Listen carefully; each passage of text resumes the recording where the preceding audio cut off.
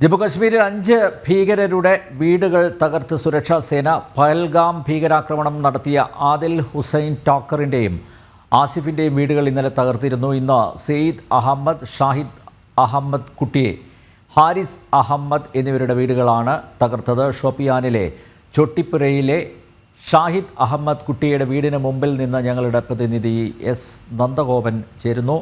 നന്ദഗോപൻ, ഭീകരവാദികളുടെ വീടുകൾ തകർത്തുകൊണ്ട് ഇന്ത്യ മുന്നോട്ട് നീങ്ങുകയാണ്. ഈ തീവ്രവാദികളെ, ഈ കൊലയാളികളെ, കൂട്ടക്കൊല നടത്തിയവരെ പിടിക്കാനുള്ള ഊർജിതമായ ശ്രമങ്ങൾ സൈന്യത്തിൻ്റെ ഭാഗത്തു നിന്ന് ഉണ്ടാകുന്നുണ്ട്. ഇന്ന് ഈ നിമിഷം വരെ എന്തൊക്കെ ഇടപെടലുകളാണ് സൈന്യത്തിൻ്റെ ഭാഗത്തു നിന്ന് ഉണ്ടായിരിക്കുന്നത്? വിശദാംശങ്ങൾ നന്ദഗോപൻ. അൽനമ്പേർ, ഞാനിപ്പോൾ നിൽക്കുന്നത് കാശ്മീരിലെ ഷോപ്പിയാൻ ജില്ലയിലെ ചോട്ടിപ്പുര എന്നുള്ള സ്ഥലത്താണ്. ഇവിടെയാണ് ജെയ്ഷെ മുഹമ്മദ് തീവ്രവാദിയായിട്ടുള്ള ഷാഹിദ് അഹമ്മദ് കുട്ടിയുടെ വീട് നിൽക്കുന്നത്. ആ വീട് ഇന്നലെ രാത്രി പ്രത്യേക ദൗത്യ സംഘമെത്തി ബോംബ് ഉപയോഗിച്ച് തകർത്തിരിക്കുന്നു. ഈ ദൃശ്യങ്ങൾ, ഇനിയുള്ള ദൃശ്യങ്ങളിൽ വ്യക്തമാകും എത്രമാത്രം ഭീകരമായാണ് ഈ വീട് തകർത്തതെന്നുള്ളത്. ഇന്നലെ യൂണിഫോമിലെത്തിയ പ്രത്യേക ദൗത്യ സംഘം, അതിൽ CRPF-ൻ്റെയും ജമ്മു കാശ്മീർ പോലീസിൻ്റെയും അതേപോലെ തന്നെ കരസേനയുടെയും അംഗങ്ങൾ ഉൾപ്പെടുന്നു. അങ്ങനെയുള്ള പ്രത്യേക ദൗത്യ സംഘം ഇന്നലെ അർദ്ധരാത്രിയോടുകൂടി ഇവിടേക്ക് എത്തുന്നു. ഈ വീട്ടിൽ ആ സമയം ഇയാളുടെ ബന്ധുക്കൾ, ഈ ഷാഹിദ് അഹമ്മദ് കുട്ടിയുടെ ബന്ധുക്കൾ ഉണ്ടായിരുന്നു. അവരോട് പൂർണ്ണമായും ഇവിടെ നിന്ന് ഒഴിഞ്ഞു പോകാൻ നിർദ്ദേശം നൽകുന്നു.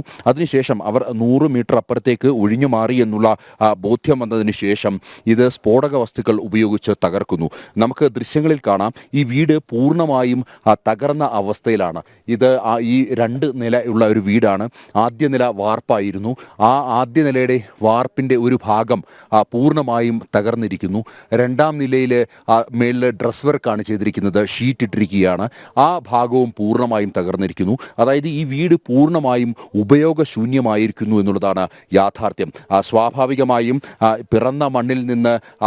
പിറന്ന മണ്ണിനെ ഒറ്റുന്ന ഇത്തരം ഭീകരവാദികൾക്കുള്ള താക്കീതാണ്, മറുപടിയാണ് ഇത് എന്നുള്ള കാര്യത്തിൽ സംശയമില്ല. ഇതിനോടകം തന്നെ 5 ഭീകരവാദികളുടെ വീടുകൾ തകർത്ത് കഴിഞ്ഞു. ഇന്ന് പുലർച്ചെ ഈ നടത്തിയത് സെയ്ദ് അഹമ്മദ്, അതായത് കുൽഗാം ജില്ലയിലെ മുദൽഹാമ എന്ന സ്ഥലത്തുള്ള സെയ്ദ് അഹമ്മദിൻ്റെ വീട് തകർത്തു. ഒപ്പം ഞാനിപ്പോൾ നിൽക്കുന്ന ഷോപ്പിയാൻ ജില്ലയിലെ ചോട്ടിപ്പുരയിലുള്ള ഷാഹിദ് അഹമ്മദ് കുട്ടിയുടെ വീട് തകർത്തു. ഒപ്പം മറ്റൊരാളുടെ വീട് പുൽവാമ ജില്ലയിലാണ്. പുൽവാമ ജില്ലയിലെ കാഞ്ചിപ്പുരയിലുള്ള ഹാരിസ് അഹമ്മദിൻ്റെ വീടാണ് തകർത്തത്. ഇന്നലെ 2 പേരുടെ വീടുകൾ തകർത്തിരുന്നു. ഗുരിയിലുള്ള ആദിൽ ഹുസൈൻ ടോക്കർ, അതേപോലെ തന്നെ ത്രാലിലുള്ള ആസിഫ് എന്നിങ്ങനെ ആളുടെ വീടുകളാണ് തകർത്തത്. അങ്ങനെ മുഴുവൻ 5 ഭീകരവാദികളുടെ വീടുകളാണ് തകർത്തത്. ഈ ഷാഹിദ് അഹമ്മദ് കുട്ടി, ഞാനിപ്പോൾ നിൽക്കുന്ന ഷോപ്പിയാനിലെ ഷാഹിദ് അഹമ്മദ് കുട്ടി, അയാൾ 2018 ഭാരതം വിട്ട് പാകിസ്ഥാനിലേക്ക് പോവുകയും അവിടെ ജെയ്ഷെ മുഹമ്മദിൻ്റെ പ്രത്യേക പരിശീലനം നേടുകയും ചെയ്തു. അതിനുശേഷം കാശ്മീരിലേക്ക് മടങ്ങി വന്ന് വിഘടനവാദത്തിനും തീവ്രവാദ പ്രവർത്തനങ്ങൾക്കും നേതൃത്വം നൽകിയിട്ടുണ്ട് എന്നുള്ളതാണ് അന്വേഷണ സംഘം കണ്ടെത്തിയിരിക്കുന്നത്.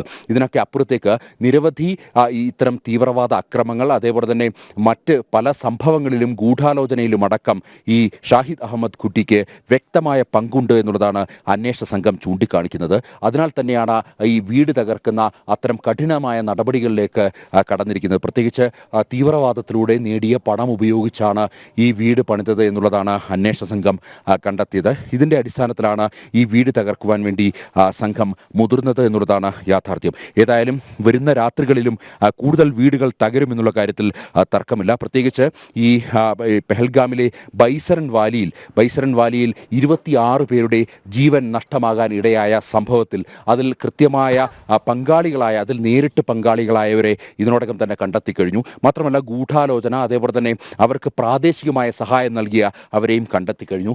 അതുകൊണ്ട് തന്നെയാണ് ഇത്തരം നടപടികളിലേക്ക്, അതായത് ഇവരൊക്കെ തന്നെ പ്രാദേശികമായ സഹായം അവർക്ക് നൽകിയതും ഇതുമായി ബന്ധപ്പെട്ട ഗൂഢാലോചനയിൽ പങ്കെടുത്തതുമൊക്കെ ആയിട്ടുള്ള വ്യക്തികളാണ്.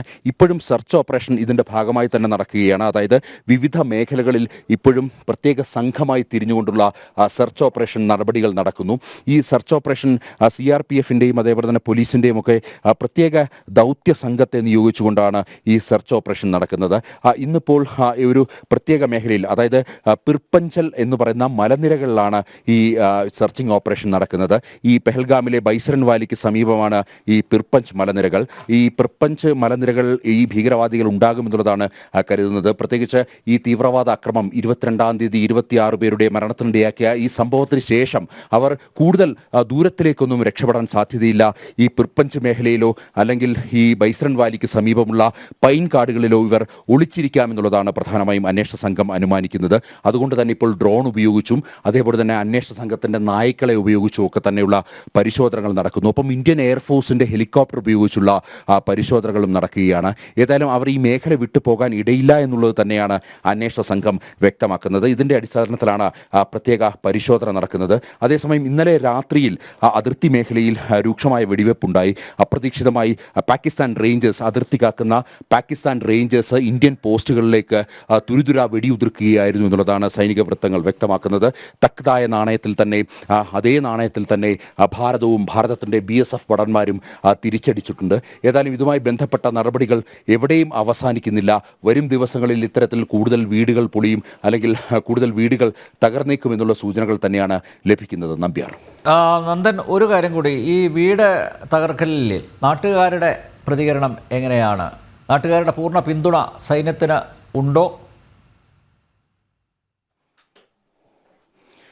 നമ്പ്യാർ, ഒരു വിഭാഗം ആൾക്കാർ ഇതിനെ പിന്തുണയ്ക്കുന്നുണ്ടെങ്കിലും മറ്റൊരു വിഭാഗം ഇപ്പോഴും, അതായത് കാശ്മീരി ജനതയുടെ ഒരു മനസ്സ് പരിശോധിച്ചാൽ അവർക്ക് ഈ ഭാരതത്തിൽ നിന്നും സ്വാതന്ത്ര്യം വേണമെന്നുള്ളതാണ് ഒരു വിഭാഗം കാശ്മീരികൾ ആവശ്യപ്പെടുന്നത്.